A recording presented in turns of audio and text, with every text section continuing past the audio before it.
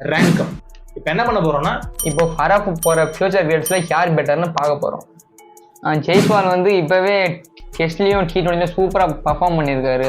ஆனால் அவர் இது வரைக்கும் ஓடிஐ விளையாடுனதில்லை. அதனால் அவர் ஓடிஐ எப்படி விளையாடுவார்னு தெரில. நான் அவருக்கு செகண்ட் பெஸ்ட் தரேன்.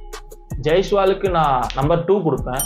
ஆல்ரெடி டெஸ்ட்லேயே ப்ரூவ் பண்ணிட்டார், ஆஸ்திரேலியாலையும் ப்ரூவ் பண்ணியிருக்காரு. T20ல ரொம்ப இமன்ஸ் ஸ்கோர்ஸ் அடிச்சிருக்காரு. ப்ரூக்கு நான் நம்பர் 1 கொடுப்பேன். ஆல்ரெடி டெஸ்ட்டில் ஒரு இமன்ஸ் ரெக்கார்ட் வச்சிருக்காரு. ஓடியிலும் நல்லா பண்ணியிருக்காரு. T20லையும் இங்கிலாந்துக்காக நல்லா பண்ணியிருக்காரு. டெஸ்ட்டில் மட்டும் தான் நல்லா பண்ணியிருக்காரு.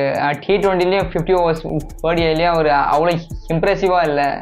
நான் அதனால் அவர் தேர்ட் பிளேஸ் தரேன். ராஜின் ரவீந்திரா வந்து 50 ஓவர் ஓடிஐலையும் டெஸ்ட்லையும் சூப்பராக பண்ணுறாரு. வேர்ல்டு கப்பில் கூட செம பர்ஃபார்மன்ஸ் பண்ணார் நியூசிலாண்டுக்கு. சச்சின் ரவீந்திராவுக்கு நான் நம்பர் 3 கொடுப்பேன். என்னதான் சிஎஸ்கேக்கு விளையாடினாலும் ஓடிஐ வேர்ல்ட் கப் நல்லா பண்ணாரு. அப்புறம் T20ல ரொம்ப மினிமலான ரன்ஸ் தான் அடிச்சிருக்காரு. IPLலையும் சரி T20 ஐலையும் சரி.